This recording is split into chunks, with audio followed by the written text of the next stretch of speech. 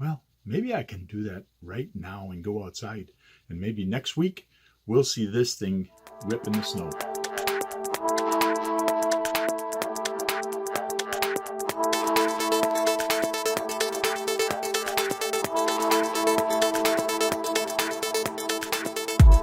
Hey guys, Tamiya Tuesday. What I'm going to do today is actually fix a motor mount on my Tamiya Wild One. So when I bought this, originally the motor mount was actually missing a piece. It's not missing, it's actually broken.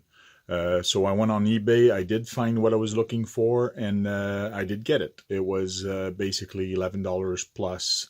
I think it cost me another $10 of shipping to get it here in Canada. So now I'm gonna fix the motor mount because there's a little pin missing on it. So on one side it's there, but on the other side it's not. So let's get busy and fix that. So real quick, what I got from eBay is this little bag of metal parts. So let's see what's in there. And I had to buy the whole kit because I couldn't find just the part I was looking for. Now I could have went to a metal shop and got it done, but it probably would have cost me a heck of a lot more. Probably could have cost me way more than the part actually did. So this is the part I was looking for.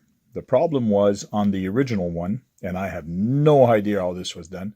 One of the tab here is actually broken. So it actually broke right on the bottom.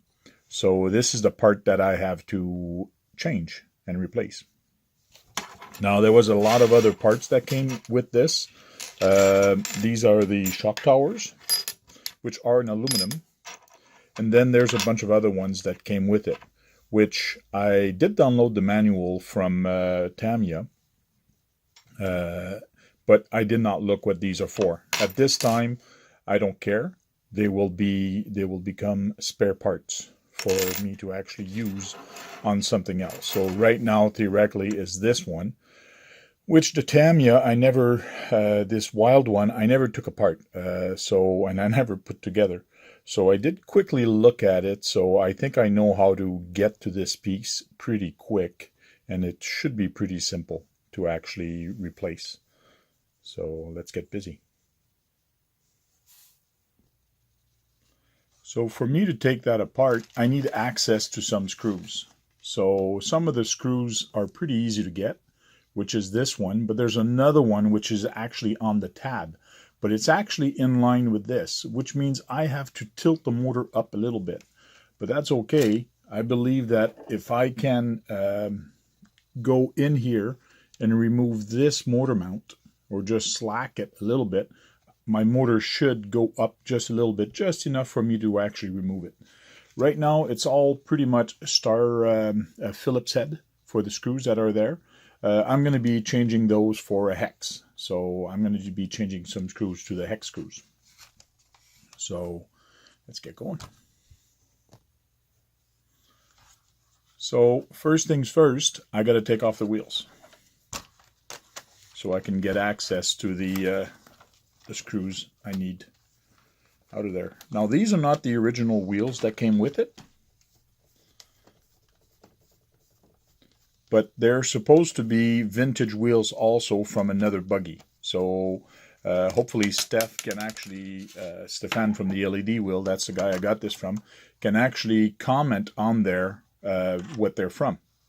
So they're actually called Ishipla RCGkin number 2001. So they're from a buggy, so they are vintage. They have a lot of knobs left on them, which is kind of cool, but I have no idea what these came from. Now, it looks like there is a extender. I don't know if this is original. I'll have to check on the manual and actually see if it is original. So they did put a wheel extender, and I think it is because the shaft is very long on this. So it's got a very long shaft, so this makes sense. It brings the hex all the way out to the end. So that's kind of cool.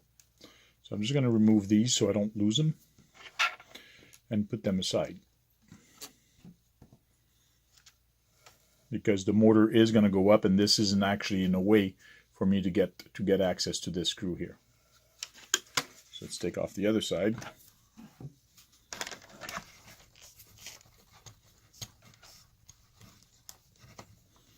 My driver has a hard time getting in there because of the wheel. I should have used a smaller one, but it's working out.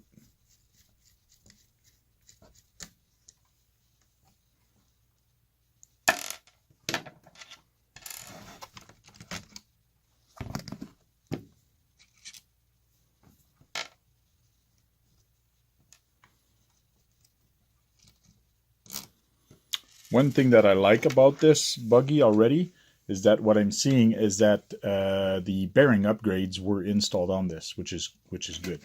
I don't have to go through the steps of actually changing the bearings, so hopefully they're pretty much everywhere.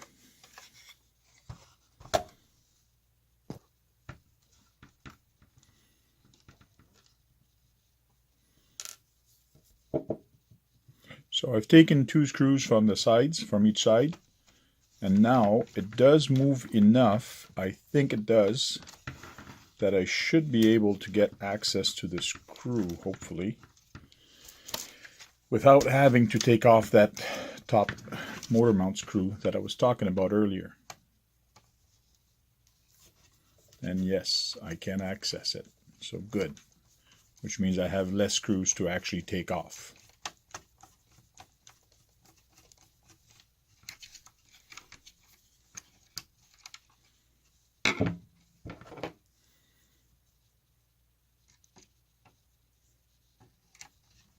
Come on. Sometimes it helps to get a needle nose to just catch that screw when you got big fat fingers like mine. So basically, here's the original part. And funny thing is that I just noticed this is very light. So this was aluminum. And I believe the new part, which is a little thicker or a little heavier and doesn't feel the same at all, so the new part is actually metal. So this was an aluminum part, and you can actually see where it was actually broken. So now I'm going to put it back in there. So I just did a test fit. Everything fits in there. And now I'm going to be replacing some of the screws. Once you start building and once you get into these builds and all fixing stuff, it's well worth it to actually get a kit like this. This is the kit from Screw Loose. So it's you get a lot of different type of screws in there, and you get nuts, you get washers, you get a little bit of everything. So this is an awesome screw set to get, and I recommend, if you're going to start building or fixing your RC, to actually get some of these, because you end up using a whole bunch, and then you end up having also sometimes a whole bunch of spare parts. But sometimes it takes longer to look in here, so once in a while I do scrounge what's in here and use, but now it's all going to be faster just to go through. So I am going to use the hex instead of the Phillips. Yes, it is going to compromise that it's not going to be a vintage car anymore, because I'm actually using hardware, new hardware, but this was already compromised from the start. In other words, it was already modified with some Wild One, the new version, because this kit was actually rebuilt. So now I'm just going to make it easier for me. Okay, now that I got all my screws all straightened up, let's reinstall this guy.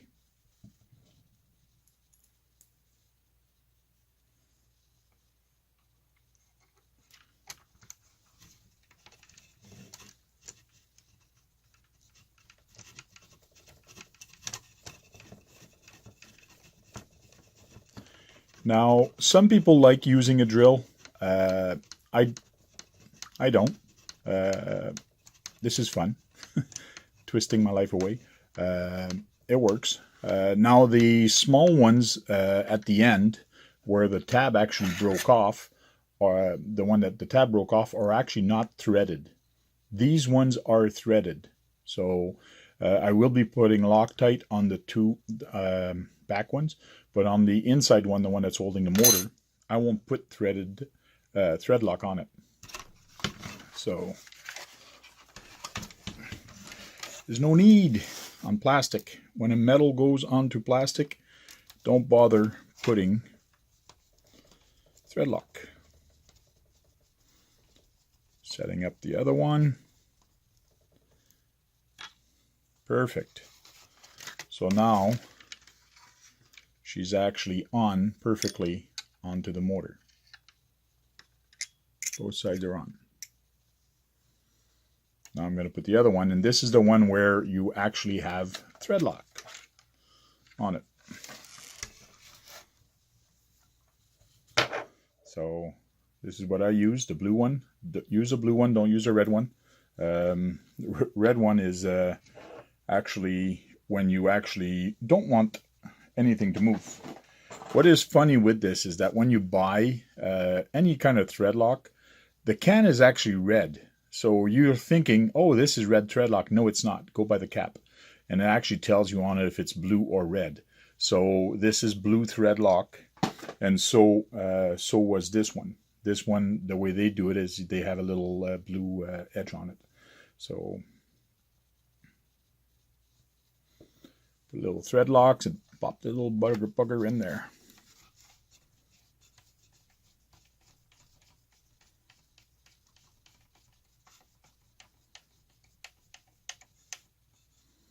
Now I'm glad that the new motor mount is actually metal and not aluminum, because the other one did strip, and I'm not the one that actually stripped it, but because it's aluminum, it's easier to strip. So they've actually put a longer screw and had a nut on one side to actually hold it. So put the other side on.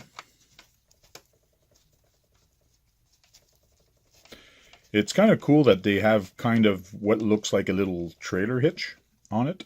I don't know what that's for. Maybe it's for installing the 3D printed motor or was an option, but it's kind of a trailer hitch, so that's going to make it kind of cool. So there we go. The whole part is installed. Now I have to pop the wheels back on. And you can tell where that second screw was, which was kind of hard to get at, which is this one right here. So by loosening the two top one, the motor could, and this plastic came up enough that I had no problem getting to the screw. So now I'll put the wheels back on, and I should be done with the wild one. Almost done installing one wheel, and then we can go on to the second wheel, and then I'll be done. Oh, these stars are not even glued to the rubber, not even glued to the rims. Now time to do the other one on the other side. Washer goes in, and then the pin goes in. When I install these pins, especially the pin, I make sure the pin is pointing vertically and not, horizontally and not vertically, because sometimes when you put the pin, it just keeps going. So, and then I put the hex, the extension. This has four, two slots. It can be on either side, doesn't matter which one, as long as it's locked.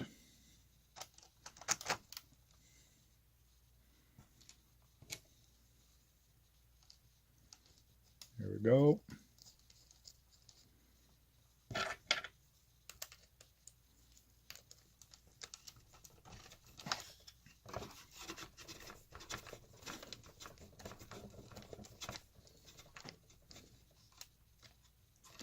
There we go.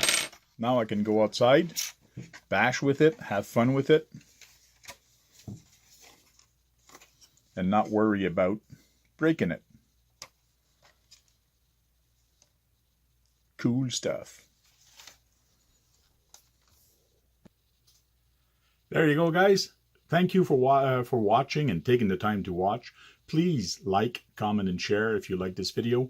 And if you want to see anything or whatever during Tamiya Tuesday or anything, just drop me a message. Tell me what you'd like to see. I got a lot of different buggies, got a lot of different things. So now she's ready to go.